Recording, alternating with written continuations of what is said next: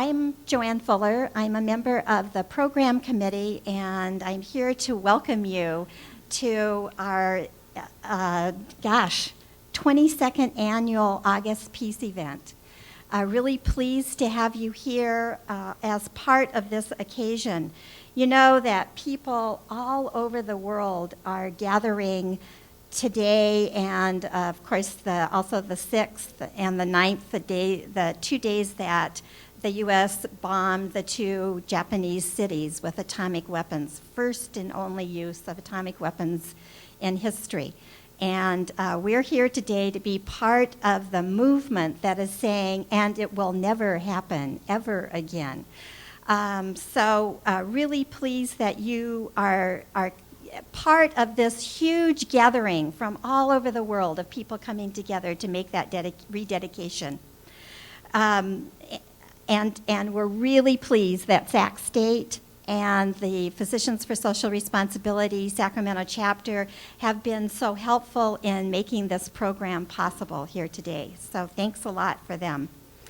Of course, we're commemorating a historic event, and I wanted to bring forward the words of the mayor of Hiroshima, his statement today at the Peace Park, where 45,000 people gathered.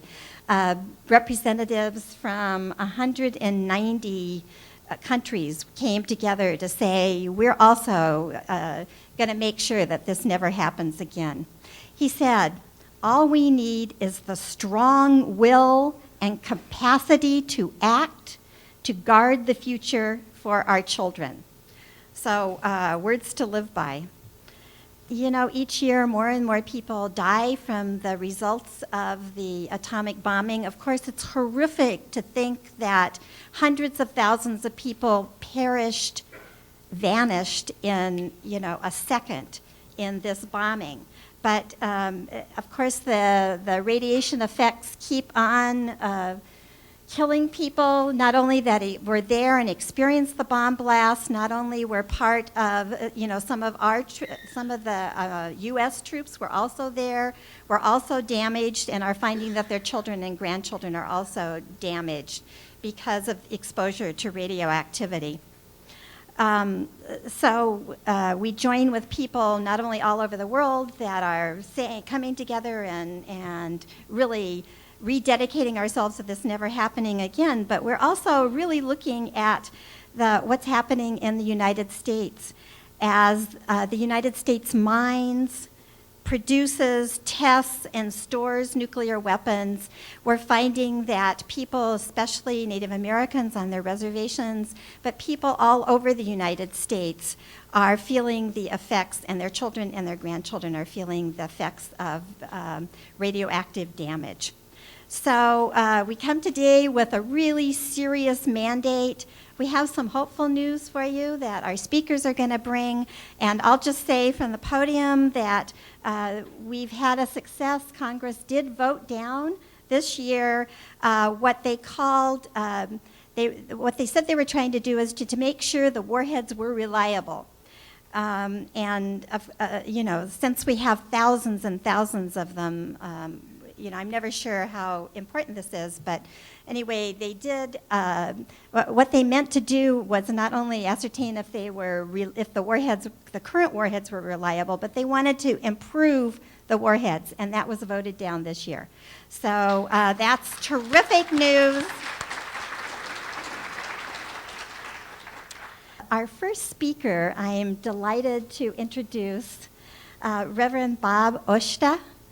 Reverend Oshta has been serving the Sacramento Buddhist Church since 1984. On October 23, 2004, members of the church honored Reverend Bob and Patty Oshta with an appreciation banquet for their 20 years of devoted service here in Sacramento. Really. And in fact, Bishop Ogudi came to that service and said, hey, we know that the great success that the Sacramento Buddhist Church has is due to Reverend Bob's efforts, and we really appreciate him. Not only do we appreciate him for coming and for his work in Sacramento, but today is the day of their big festival. So we're especially grateful that he's going to take a few minutes out of his duties at the Buddhist church to come and speak with us today and share his thoughts. And, we should all go afterward and have some teriyaki chicken or something like that at the church. So, Reverend Bob.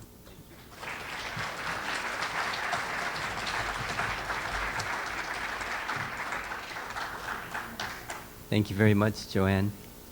As Joanne mentioned, my name is Bob Oshtan.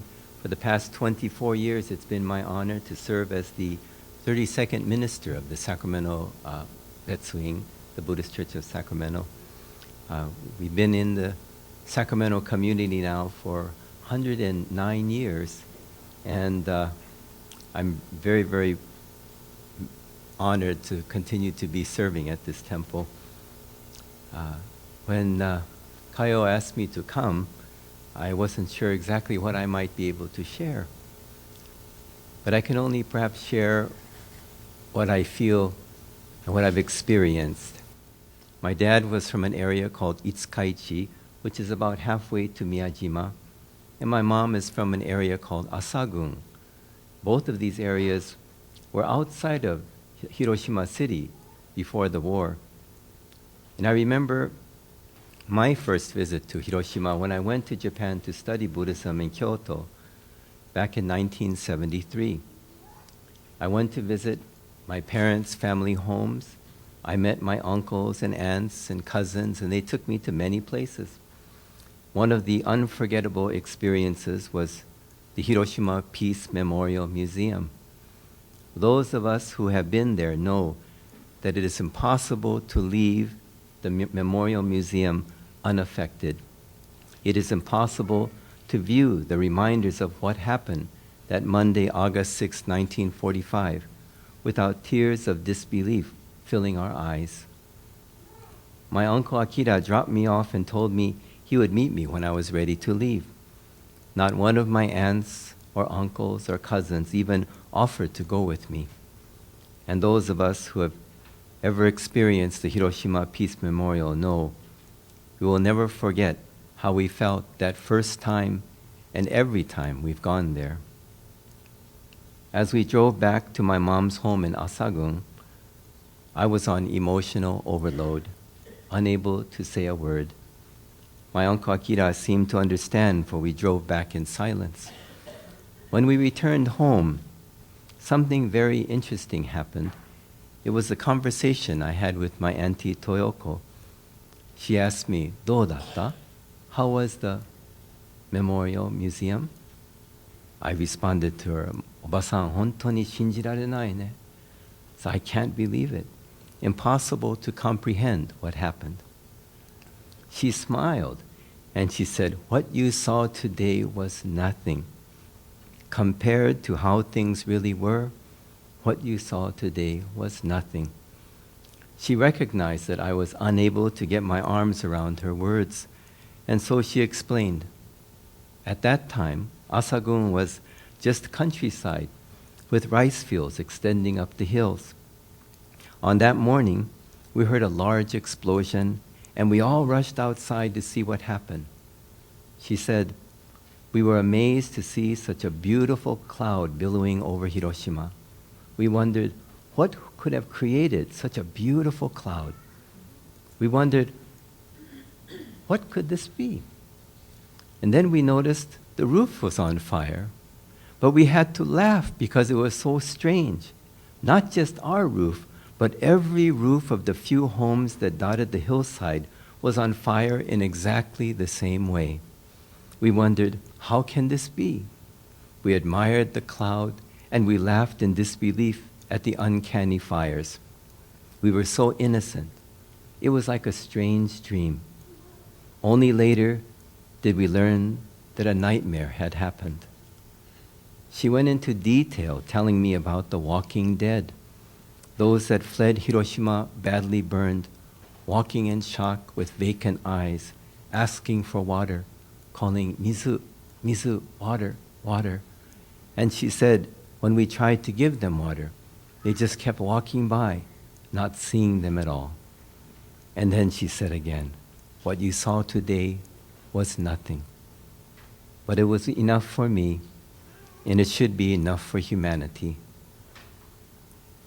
We live in a time with more luxuries and more conveniences than any people have ever had who've ever lived.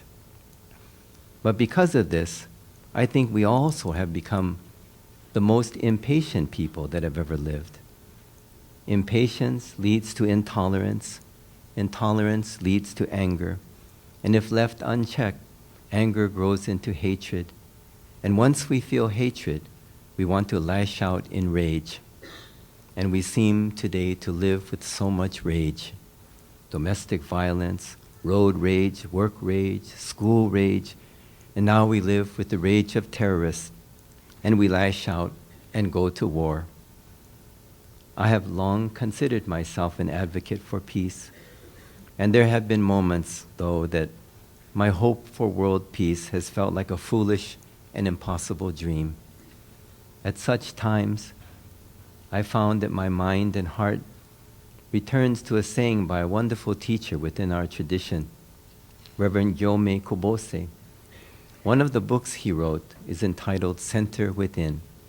And in this book, he wrote something that has since become one of my personal goals. He said this, world peace begins with gassho. Gassho is a gesture of putting hands together. Literally, gassho means palms pressed together. It's an act of peace, and it's an act, a gesture of respect. When people greet each other, often they will gassho.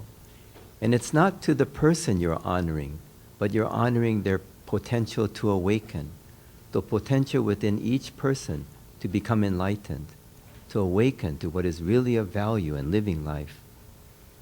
World peace begins with gassho, with our putting our hands together. And know that world peace begins with me. World peace begins with my peace of mind.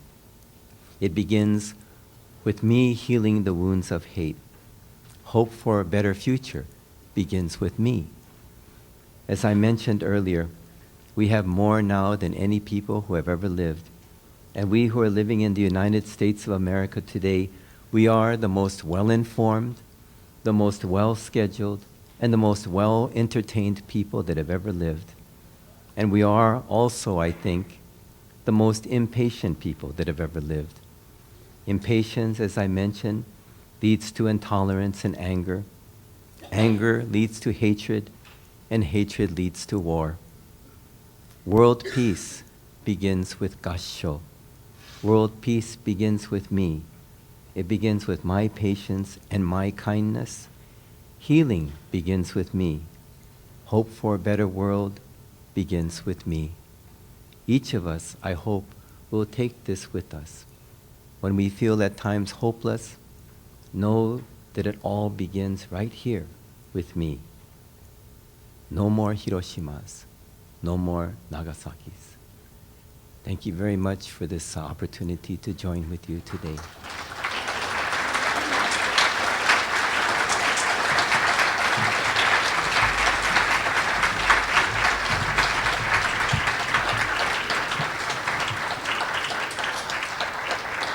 Thank you.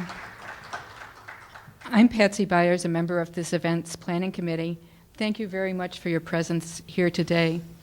When I first thought about this part of the program, I imagined something that was much more structured and formal than what's going to come. I did some research for that on the history of our relationship with nuclear weapons since 1945, and what I found out astounded me over and over. How many accidents and near misses there have been, and how many cases of intentional exposure and bellicose policies, one after another. Well, we aren't really going to go there right now. I'm hoping this activity will be some fun. I'd like you to participate in a brief and somewhat personal trip through the first half century of our nuclear age. Your landmarks might be different. In a moment, I'm going to ask you to stand up and then to sit down when it's appropriate, and we'll see who's left and when. Once you're seated, please stay seated. And if you're holding a child, please just play the child's part and don't sit down when it comes to your own turn. All right, as you are able, please stand. Thank you. And take a minute to take a deep breath, and then make one slow and complete turn around right where you're standing. See who's here. You might be surprised. You may see old friends. You might have come by yourself for the first time. Welcome to you all. We're all here and together today to mark the 63rd anniversary of the atomic bombing of Nagasaki, which followed the August 6th attack on Hiroshima. If you were born before August 6th, 1945, please sit down now. I have to say we're an older crowd than I had anticipated, but still, you then are the only ones among us here who can say, when I was young, or perhaps when I was very, very young, I lived in a world that was not threatened by the use of nuclear weapons. If you're still standing and you can remember being scared or skeptical or both, under your desk or against the hall lockers or heading down to the basement at a school bomb drill in preparation for an anticipated atomic attack, please sit down now. And sit now if your family had a basement fallout shelter or you wished that you did, or if you can remember the Cuban Missile Crisis, or if you went into a theater or a public screening, a film version, to see Failsafe or Dr. Strangelove, also known as How I Learned to Stop Worrying and Love the Bomb, long before videotapes and DVDs, please sit now. If you carried or signed a petition for the nuclear freeze or made a contribution to it, please sit now. And sit if you're among the 1 million people who gathered in New York Central Park demonstrating for an end to the arms race and in support of the second UN special session on disarmament. That was June 12th, 1982. Or if you were part of the audience of 100 million who watched the day after when it was first on ABC in 83. Or if you remember when New Zealand banned any ship that carried nuclear weapons from entering its ports. Or if you knew in 1985 that the Nobel Peace Prize went to the International Physicians for the Prevention of Nuclear War, of which PSR is the U.S. affiliate. And sit now if you attended the first August Women's Peace event in Sacramento. Please sit down if you can remember hearing the news of sunflower seeds being planted at missile silos. It's happened at least twice. In 1988 in Missouri by 14 peace planters who were arrested. And 8 years later in the Ukraine, when the defense ministers from the Ukraine, Russia, and the United States did it, after all the nuclear weapons there were turned over to Russia to be dismantled. The second time, there were no reported arrests. Please sit down now if you can remember the promise of at least one peace dividend, and if you can't really remember what we got for it. And if you remember the time when India and then Pakistan each exploded at least 5 nuclear weapons in tests in May of 1998, please sit down. Finally, if you were born before the 50th anniversary of the atomic bombing of Hiroshima, please sit down now. Well, there are a few who might still be standing who are young enough that I want to say that we are gathered together today to affirm our commitment to do whatever we can so that all of you who are young enough may be able to say one day, only when I was young, or perhaps very, very young, did I live in a world that was threatened by the use of nuclear weapons. So once again, thank you all.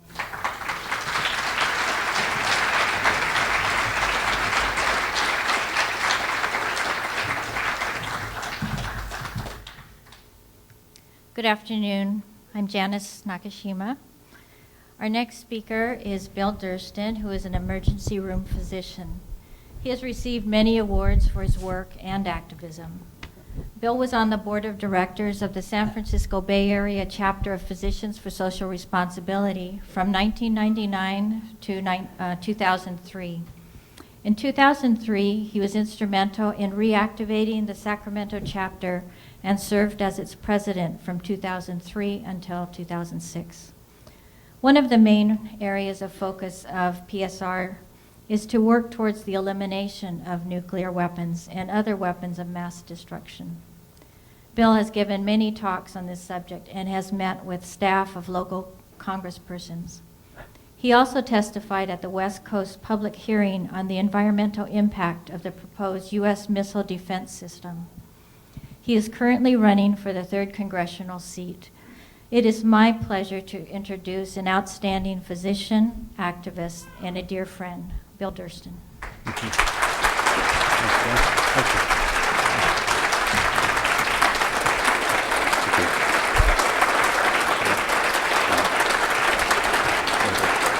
Thank you. Now, thank you. Thank you very much.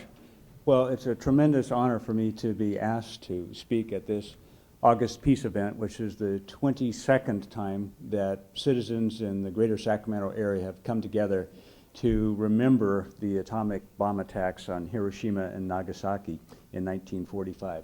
I'd like to thank the many individuals and organizations that have worked so diligently to continue this tradition and to make this afternoon and evenings program such a great success. And thank you all so much for coming.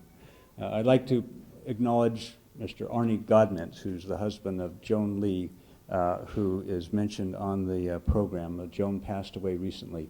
She was a tremendous activist in the Sacramento area, in the area of peace, universal health care, rights of workers, and many other progressive issues.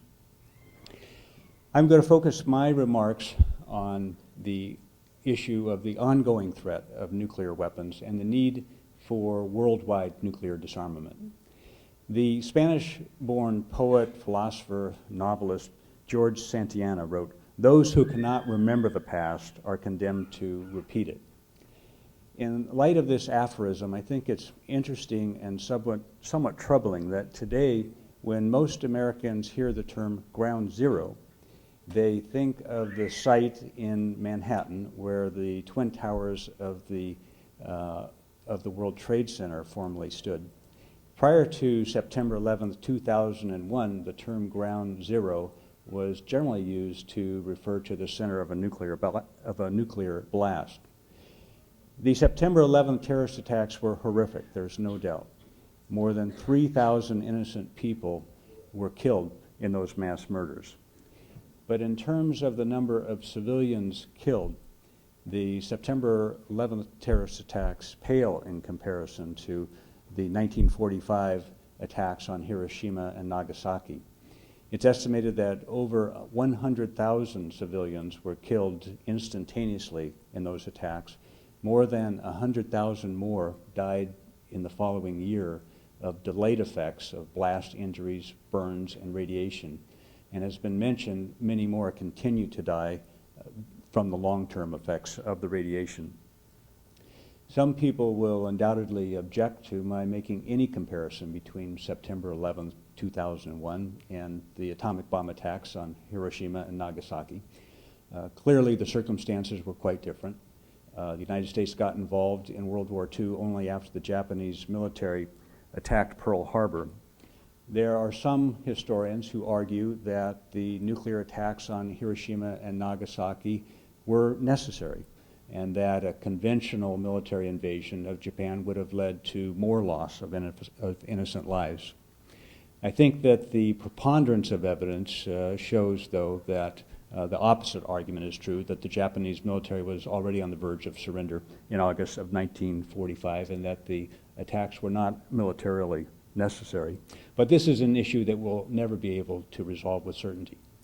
One thing that is certain, though, is that at least 200,000 civilians more were killed on August 6th and August 9th, 1945, than were killed in the September 11th terrorist attacks. And another thing that's certain is that if the September 11th terrorists had used a nuclear weapon, even a relatively small one by today's standards, instead of jetliners, that the devastation would have been far more horrible than it was. I think we would do well as a country, therefore, to remember not just September 11th, 2001, but to also remember August 6th and August 9th, 1945, and to remember the original meaning of the term ground zero, lest we be condemned to repeat the past. The threat of nuclear terrorism is very real. The premise for maintaining a large arsenal of nuclear weapons is that it's the issue of deterrence. The argument goes that a rational nuclear power would never attack another nuclear power for fear of retaliation that would annihilate both countries. Clearly, though, today, in the age when we have almost daily suicide terrorist bombings, the principle of deterrence is outmoded. It's been claimed by the former Russian security advisor Alexander Lebed that suitcase-sized nuclear weapons were developed by the former Soviet Union, that as many as 100 of these weapons are unaccounted for. The existence of such suitcase-sized nuclear weapons has been disputed, but there's no doubt that an atomic bomb of the size used in Hiroshima and Nagasaki could easily be transported in a small truck or a boat. And while we hear a lot about Iran's alleged nuclear weapons ambitions, there are still thousands of nuclear warheads and a great deal more nuclear-grade material, weapons-grade nuclear material in the countries of the former Soviet Union that's only loosely secured. And Pakistan, with its nuclear weapons capability, its political instability, and the suspected terrorist havens in that country, is a grave concern as far as potential for a source of nuclear weapons for terrorist organizations. In the United States, we commonly assume that our own nuclear materials and nuclear weapons are so secure that they could never be diverted for terrorist purposes, but this may not be a reasonable assumption. In September of last year, it was reported that some Air Force pilots unknowingly flew nuclear warheads from North Dakota to Louisiana. Just in June of this year, the Pentagon admitted that some sensitive components of nuclear missiles had been misplaced and that we had inadvertently shipped nose cones for nuclear missiles to Taiwan. An investigation into these mishaps concluded that the gradual erosion of nuclear standards and a lack of effective oversight by Air Force leadership was widespread. And clearly we know from past events that terrorists always don't come from abroad. Prior to September 11th, 2001, the worst terrorist attack on U.S. soil was the 1995 bombing of the Oklahoma City Federal Building by the decorated Gulf War veteran Timothy McVeigh. And just last week, the FBI reported that it had compelling evidence that the anthrax attacks of 2001 were committed by a United States scientist who had a mental disorder and who committed suicide when confronted with these charges. Even more frightening than the possibility of a terrorist attack with nuclear weapons is the possibility of accidental nuclear war. More than a decade now since the end of the Cold War, the United States and Russia still maintain thousands of nuclear weapons on hair-trigger alert. As Patsy alluded to, most of us in this audience, or many of us, are old enough to remember how close we came to nuclear war during the 1962 Cuban Missile Crisis. But far fewer people realized that in 1995, we were on the verge of an accidental nuclear war. In that year, Russia mistook the launch of a Norwegian weather satellite for an incoming ICBM. And they woke up Boris Yeltsin in the middle of the night, and he had only a few minutes to decide whether or not to launch a nuclear counterattack on the United States. Fortunately, just at the last moment, it was determined that the rocket was veering away from Moscow, and an accidental nuclear war was narrowly averted. I think many of us in the audience might wonder what might have happened if our own current president had been in that situation. And expanding on that thought, there's the possibility that the President of the United States or a military leader in the United States might intentionally initiate a premeditated so-called preemptive nuclear strike against another country. After listening to the account of Reverend Oshida on the horrors of the nuclear attacks on Hiroshima and Nagasaki, I think it's unthinkable to those of us in this audience that we would ever initiate such attack. But such an attack is not only thinkable, it's part of our nuclear posture review, a policy endorsed by politicians and military leaders in our country who call for the development of more usable nuclear weapons, who refer to the deaths of civilians in war as collateral damage, and who view future nuclear attacks as an option to be left on the table. I believe that the existence of nuclear weapons anywhere on our planet makes us all less safe. In 1970, 178 countries of the world, including the United States, signed the Nuclear Non-Proliferation Treaty. And under this treaty, it was agreed that the nations that didn't already have nuclear weapons would not acquire them in return for the 5 nuclear powers at the time working toward worldwide nuclear disarmament. Well, 38 years later, most of the countries of the world have kept their part of the bargain. But the 5 original nuclear countries, of which we're one, and a few others, have not. I believe it's time for all the countries of the world to abide by the Nuclear Non-Proliferation Treaty and to work toward worldwide nuclear disarmament. Yeah. Thank you.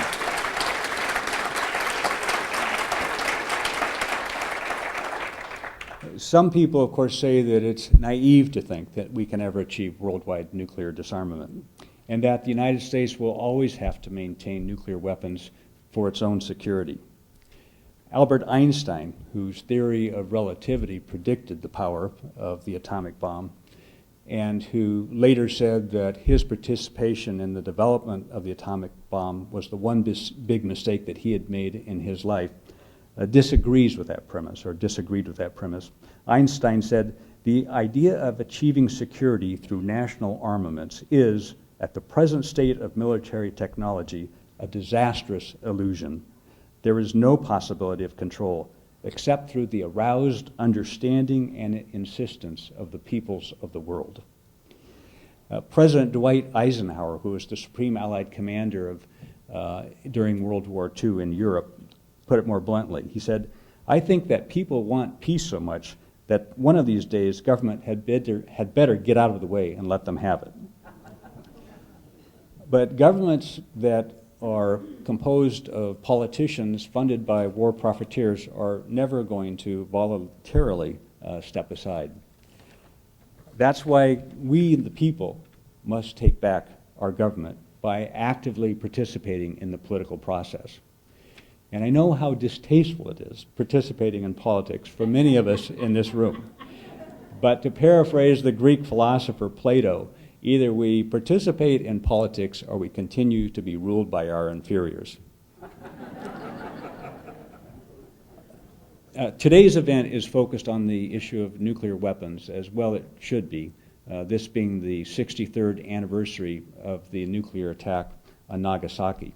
But at the same time that we reflect on the devastation caused by nuclear weapons in the past and the possibility for even greater devastation in the future, I think it's important that we look beyond just the issue of nuclear weapons.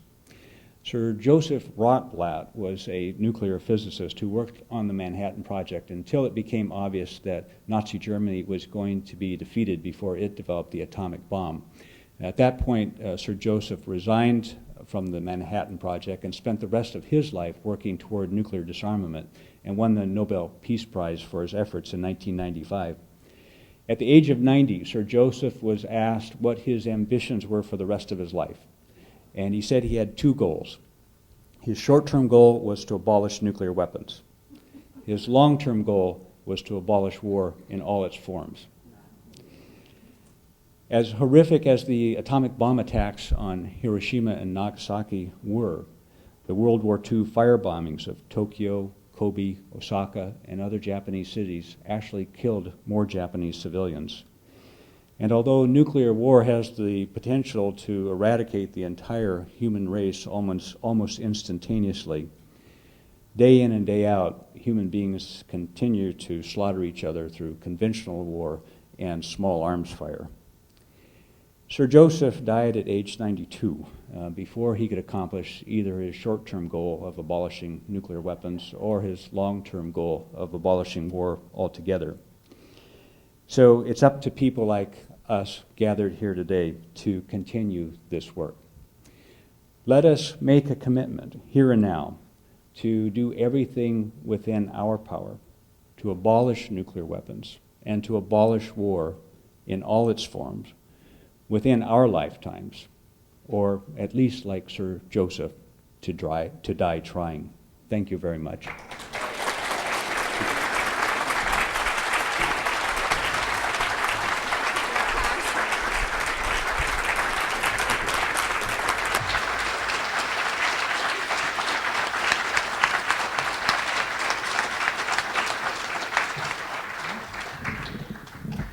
We are delighted. It's such a joy to have Mary Youngblood with us. I mean, having a 2-time Grammy Award-winning artist at your program does kind of bring a little sparkle to it. So we're really, really delighted and pleased to have her share her music with us. You know, from the age of 6, Mary has been making music. With the piano, with the guitar, with the classical flute, with the violin. And not only has she explored the heritage of the music of the different Native American cultures, but also some rhythm and blues, some jazz, some Middle Eastern music. She's really been a collaborator with all kinds of music. And I am delighted that she is here with us today to share her music and her words.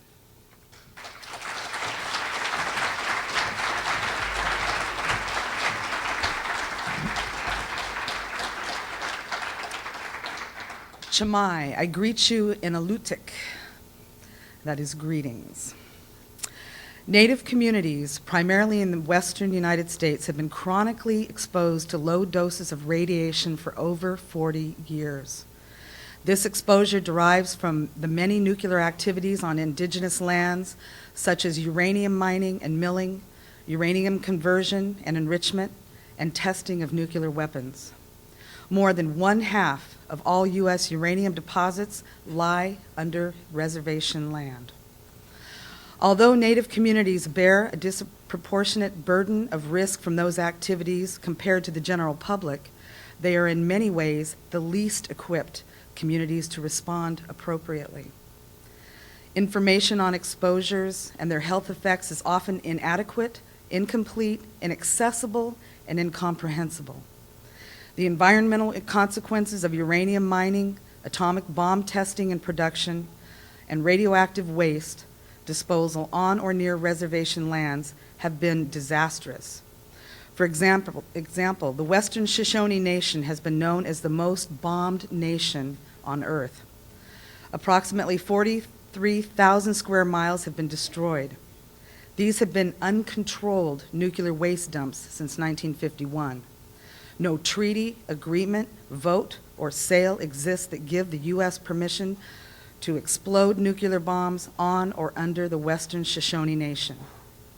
On a positive note, the Western Shoshone Health Project, along with the Native American Health Network, are working with various other organizations to provide data on the state of the land, soil, water, plants, as well as the health of the people.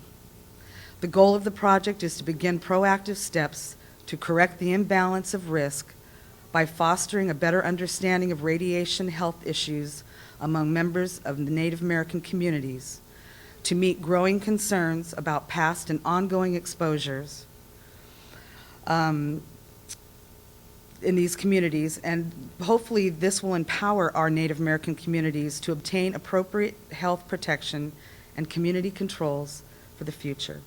Kwayana, in my language, thank you.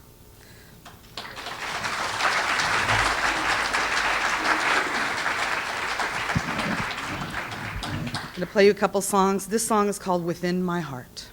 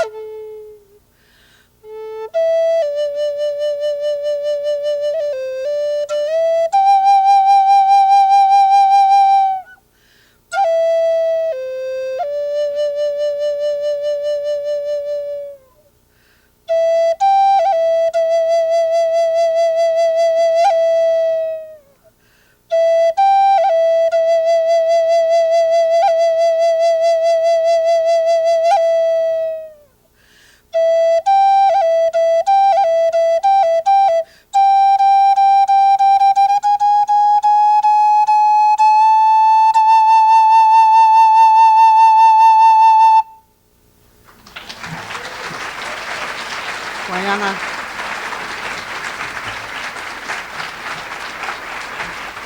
Thank you.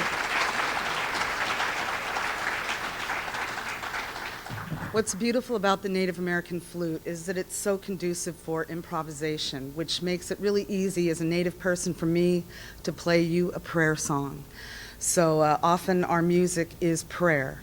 So this is my prayer song for our community, for the world, and for all of you. Koyana.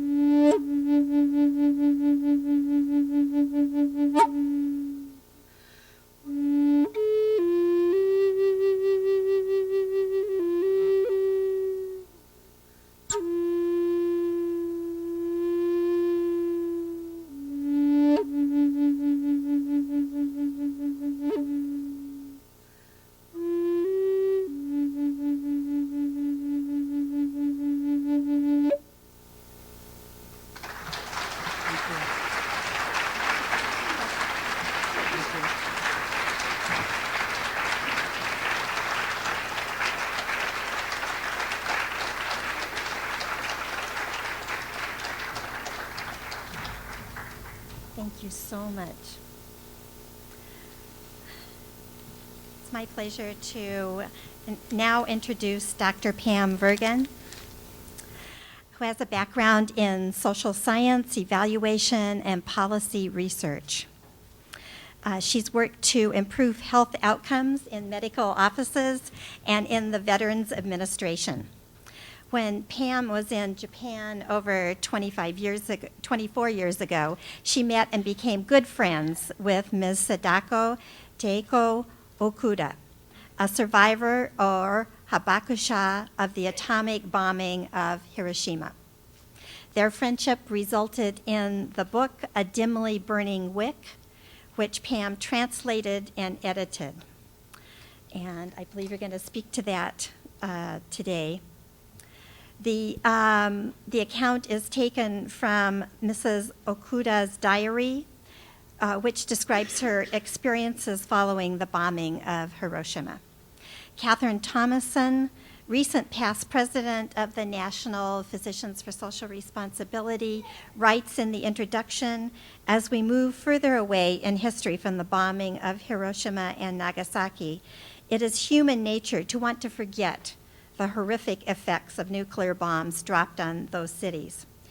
But young and old, we all hold the responsibility to bear witness to the voices of the children of Hiroshima and Nagasaki.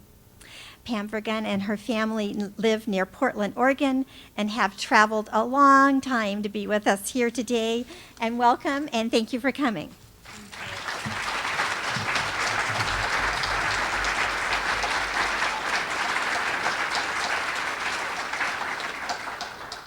And thank you so much to everyone for coming. Many people have heard of a young girl named Sadako Sasaki, the Sadako of 1,000 Cranes. She was from Hiroshima and was 2 years old when the atomic bomb was dropped. She ended up with leukemia as a result, and when she was in the hospital, she and other patients were given the gift of hope through the pretty paper cranes. They were inspired to fold their own as they waited, hoping to get well.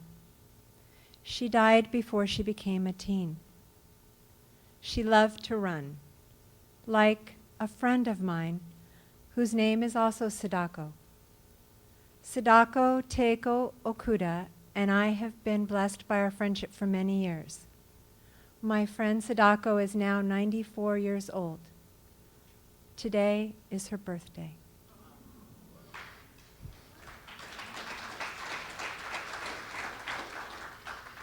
It is at the request of this wonderful woman and on behalf of us all that I speak with you today.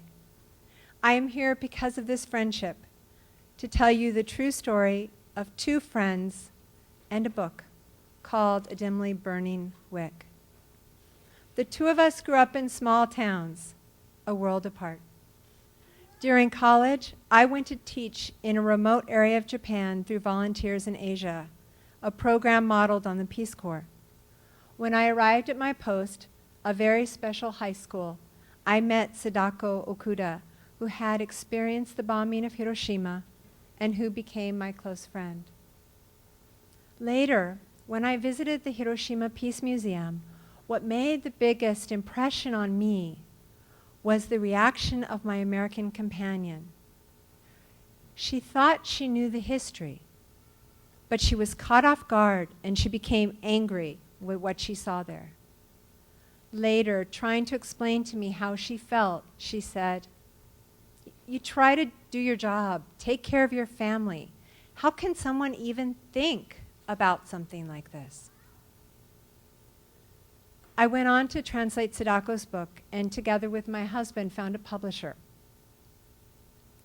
On the other side of the world, in 1945, Sadako was living with her mother on a beautiful island surrounded by orchards of mandarin oranges.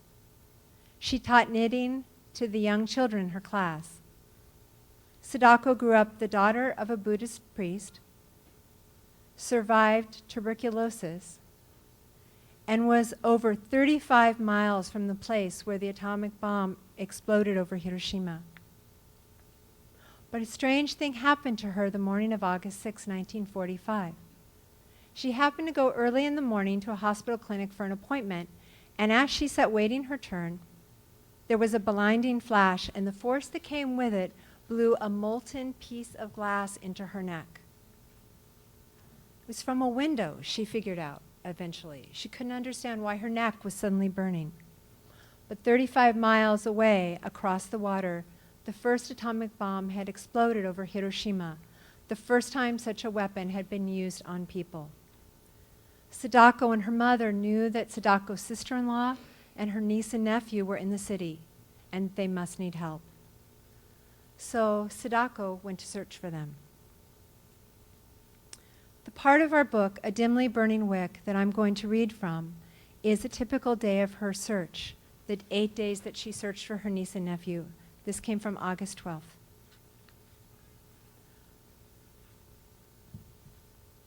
When I reached the area near the Monopoly Bureau, I came across a man and a woman who walked past me, almost falling over. A cute girl walked right up to the adults from the other side of the road. At first, I presumed she must have known them. But the adults staggered past her without acknowledging her. She started after them, but when I walked toward her, she ran toward me with both arms outstretched. "Take me with you?" I put my arms around the little girl, and I asked her where she wanted me to take her. "Please, I want to go with you." I asked her where her family was. "I don't have any," she said, clinging to me and sobbing. "Well, let's go." And she tightly grasped my hand. We set out, but after a while it occurred to me that she must be hungry. So I asked her if she'd like to sit down with me and have something to eat. She nodded her head eagerly. I was just about to take a rice ball out of my bag when she asked me, "How about my older brother?" "You have an older brother? Do you know where he is?" "No," she said, her face falling. My heart went out to this child. "Well, sit here beside me," I said. "We're already good friends, right? You can tell me anything." I didn't press her to talk, but as she ate, she told me that her name was Yuri-chan and that she was 4 years old. I gave Yuri-chan what was left of the green tea. She drew her tiny body up close to me, and she put both hands on my knees. It was amazing how much at ease we felt with each other, how close we felt. I could have held this little girl forever. She was so sweet that I wanted to protect her from any harm. I grew sad when I thought of this girl's family, scattered apart and lost to each other. Though not as visibly injured as many of the children I had come across, this child, robbed of her family, she too was a victim of war. Once she had finished eating and we had rested for a while, I told her that I needed to apply medicine to her burns and that she was going to need to be very brave. Yuri-chan did not flinch during the treatment and waited patiently until it was over. "Okay, little one, it's time to go," I told her as I put the medicine back in my bag. "Would you like me to give you a piggyback ride?" She rewarded me with a wide smile, and as I carried her, I sang a familiar song. As we walked along slowly in time with the music, gradually and without knowing why, we both started to cry. It couldn't be helped. I wanted to maintain a brave face for Yuri-chan, but deep sorrow overcame me. There could be no possible reason for this suffering. A little girl had been separated from her family, and she was now all alone in a harsh and cruel world. When we arrived back at the house, I found my uncle resting, so I quietly took her up to my room and I gently laid her down on my bed. She began to stir, but as I softly fanned her, she slipped back into a peaceful sleep. I lay down beside her to get some sleep too. I had just drifted off when Yuri-chan cried out, "Big brother! Big brother! Wait!" I was paralyzed with fear and I couldn't move. My heart beating wildly, I tried to think. "Big brother, wait for me? Big brother?" Little by little, her voice started to fade. I felt helpless, and I started to panic. I tried to calm down. I held her hand, and I took a deep breath, and I called out, "Big brother, come quickly. Yuri-chan's waiting. Come quickly." I called out to him loudly, hoping that Yuri-chan would hear me. Yuri-chan opened her eyes and smiled. I squeezed her hand, and I said, "Wait until your big brother comes, okay? Don't worry, Yuri. He'll come." She was too weak to form the words, but her lips said yes. Her eyes closed once again. "Yuri-chan! Yuri-chan!" I called out to her, trying to bring her back. Her eyes opened once more, and she whispered, "Hold me. Please hold me." I held her in my arms, and I kissed the top of her head. As she lay with her head pressed against my chest, Yuri-chan quietly went to join her big brother in heaven. I felt so grateful that I had been there to take her home with me. Though yet another child had died, I was comforted by the thought that at least this girl had not died alone, that she passed over in my arms. In my mind, I conjured up the image of her standing by the road all by herself while adults ignored her cries. Adults, perhaps too burnt and tortured themselves to respond. My heart ached as I recalled her angelic voice. "Take me with you?" This child was killed even though she was not old enough to know the meaning of the word war. I thought about all the other children I had met this week, the children who did not survive, who would never see their families again. God had taught me how precious it was to live in peace. Enough. Why are we silent in the face of such horror and misery?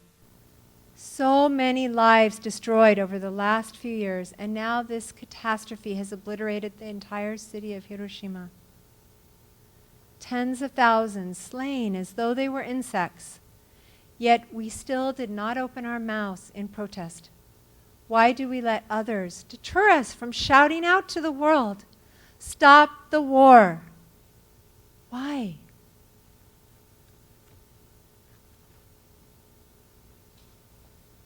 It is now my job to bring us back from the rubble of Hiroshima to our current situation. How many of us would much prefer to not think about the chance of nuclear weapons being used, or even accidentally mishandled, or of nuclear power accidents? In one of the supporting chapters in our book, we show that no matter how much we may want to not think about Hiroshima and the current and increasing nuclear threat, the negative impact on all our lives of this avoidance has been real and substantial. Nuclear weapons policy cannot solely be left to professionals. Citizens need to get involved in ways large and small. Many people worry about the risks from other governments and from terrorists, and that's certainly part of the problem. But as you've heard today, even the US can make dangerous mistakes. For the report about the Minuteman nuclear warhead parts that were accidentally shipped to the wrong country. There's an organization called the Nuclear Threat Institute that has a very powerful video they've done, which is designed like a feature-length film, that called Last Best Chance. And it gives a much less seemingly unlikely, a much less likely scenario than the ones we've already heard have happened. Even with respect to the country that many Americans feel is the safest nuclear power, we cannot take for granted that these weapons and the materials used for them, or nuclear power, is being adequately safeguarded. That's why I see this book more in terms of today's policies than yesterday's history. The overall message of our book is, take into your hearts the details of what happened. Set aside the natural desire to affix blame or to look away, and believe that you can make a difference in the outcome of the world. So what can we do? I believe that one of the most important things is to find ways to talk about this issue with others. Not just with the people who you think agree with you, but those other folks whose views you might sometimes worry about. Help them to understand that this danger is real and horrible and difficult to look at, but is important that we really take a look at it and we try to take action. It's my hope that by doing this book that can help those kinds of conversations. I certainly can understand that some people may feel that a nuclear-free world can never happen, that it's just wishful thinking. And when I started this book, I pretty much felt the same way. It seemed so important and yet so impossible. How can you put that thing, those nuclear weapons, back in a box? But what changed my mind was learning a few things that together gave me the evidence and the hope and the conviction that hope was worth bothering with. First, as you've heard mentioned, the text of the Nuclear Proliferation Treaty. It has been signed by the U.S. and many other nations, and it obligates these nations to begin the process of abolishing nuclear weapons. This makes it simple for American citizens and others to impact nuclear policy. Lobby your elected officials to meet our treaty obligation, a treaty obligation that has been affirmed by every presidency since I believe it's Nixon. Okay, so both parties have never disputed that the U.S. is obligated by this treaty. The second, the Secretaries of State under Presidents Reagan, Nixon, and Ford, a former chairman of the Senate Armed Services Committee, and a Secretary of Defense have jointly called for a world free of nuclear weapons. Schultz, Perry, Kissinger, and Nunn summarize brilliantly the facts and the hope that I would like you to take away with you today. I quote from their article in the Wall Street Journal. Reassertion of the vision of a world free of nuclear weapons and practical measures toward achieving that goal would be and would be perceived as a bold initiative consistent with America's moral heritage. We endorse setting the goal of a world free of nuclear weapons and working energetically on the actions required to achieve that goal. The third thing for me has to do with the magic of language. World leaders such as Britain's Foreign Minister Margaret Beckett have made the connection between the seemingly impossible goal of abolishing nuclear weapons and the abolition of slavery. As Mayor Akiba of Hiroshima put it, people are ultimately the power behind their leaders. The time has come to fight non-violently for our lives. The abolition of nuclear weapons is no less important and no less just than the abolition of slavery. Thus, we have a strong history to draw upon.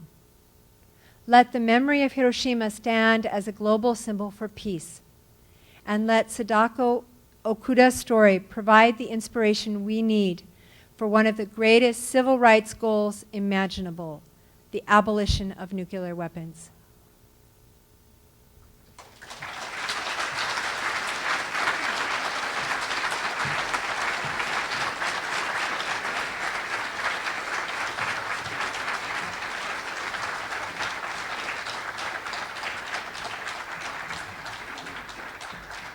Diana, thank you for your words. I'm going to play a couple more songs for you.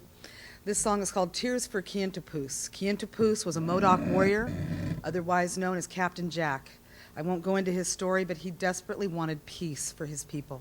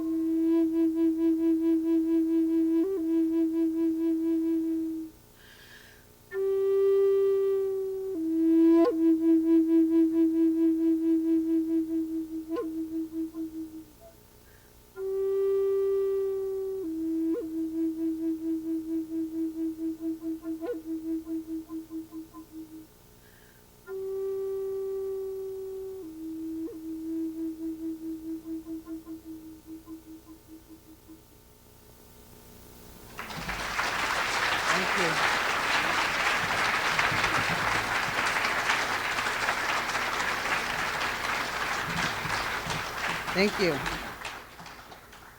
Reverend Oshta was telling me that Confucius believed that if every teacher, if every leader, if every person played music for several hours a day, the world would be a peaceful place. So if anyone wants flute lessons, let me know. No, but I agree with that. When you're playing music, you're at the very essence of your being and who you are and your soul. So I thought that was very wise, and I'll try to practice a little bit more. This song is called Echoes. It was inspired by one of the most beautiful venues I've ever performed at, and that's Moaning Cavern in Calaveras County. It's the largest one-room cavern in California. This is a very unique instrument. It's called a dual-chambered flute. I will say thank you for having me out here this evening. Blessings to you all. This is Echoes.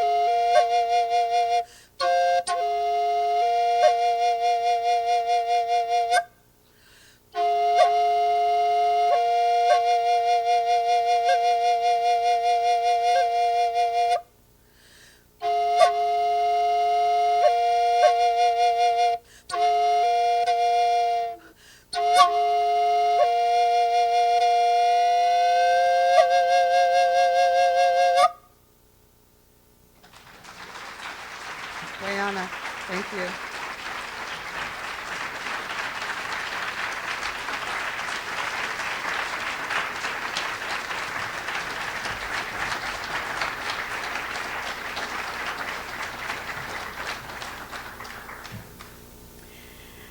Next, we'd like to welcome Jennifer Coxis, who's recently graduated from Davis High School.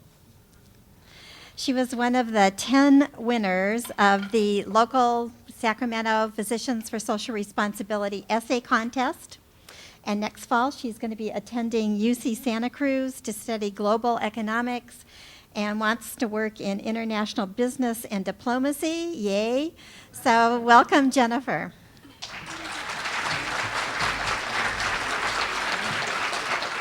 Thank you.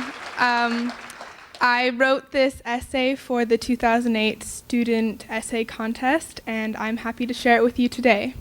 As Smedley Butler once said, "War is a racket in which the profits are reckoned in dollars and the losses in lives," a statement that seems to be proven by American foreign policy. In the Iraq War, we have spent $1 trillion and lost 4,000 of our own soldiers. We have dropped thousands of missiles, fired millions of bullets, hit dozens of targets, and missed many more. 4 million Iraqis have been displaced, and an estimated 700,000 have died. The way we wage war is swift, but the tangible results are painfully unproductive. This war is the result of impatience, eagerness to see consequences, and a willingness to jump into battle with the attitude that cripplingly real death tolls and destroyed targets are evidence that something is getting done.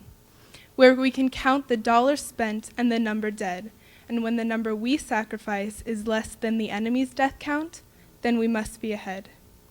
War seems to be the American approach to foreign relations, a quick remedy to any problem. War is the way we try to spread our democracy to the world.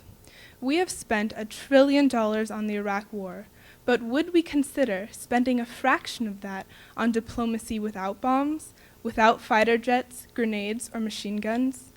Can we consider a solution where the results are not tallied in targets destroyed, where the profits not reckoned in dollars and losses in lives? Is it naive to think that peaceful stability around the world is possible and that nonviolent conflict resolution a pathway to success? No, it is not naive, because today's peacemakers are not pacifists. Today's peacemakers are action takers, movers, and shakers. In February, I traveled with a group of my peers to Washington, D.C. to lobby Congress for peace.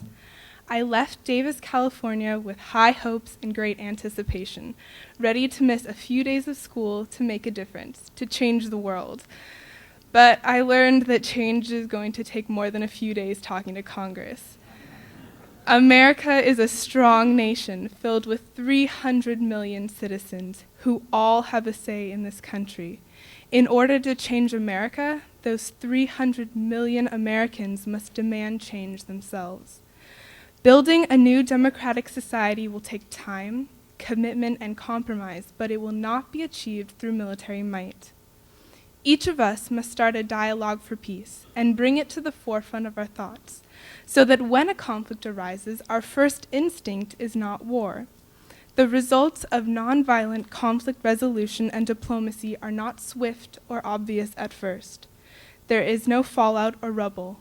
There are no casualties that can be counted or laid out in graves. But there is progress to be made, and there can be action taken. Openness and understanding can be reached.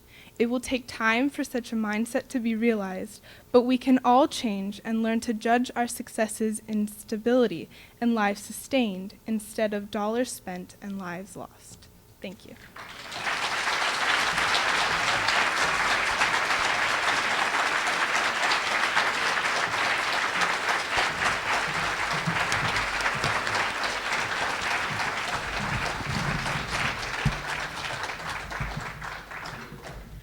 Thank you, Jennifer, and best wishes at UC Santa Cruz. Taiko drumming is an ancient Japanese art that has been used for religious festivals and ceremonies for many hundreds of years.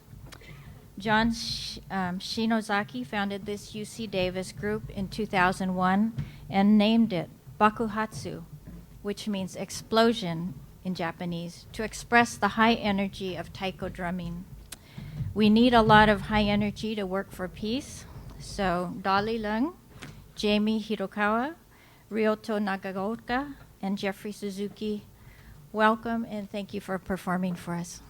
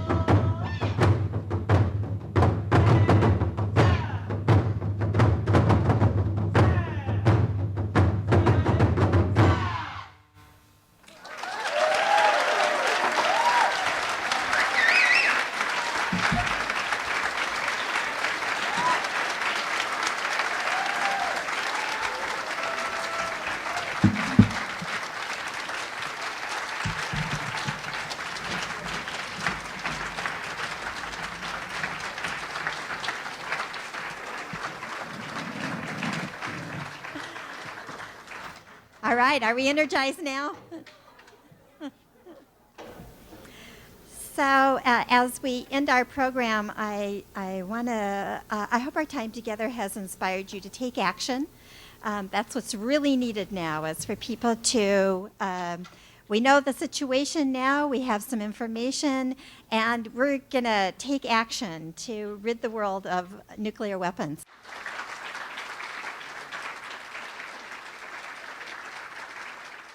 So now I want to welcome to the stage our chair, Janice Nakashima, who really has been a wonderful inspiration for this event also.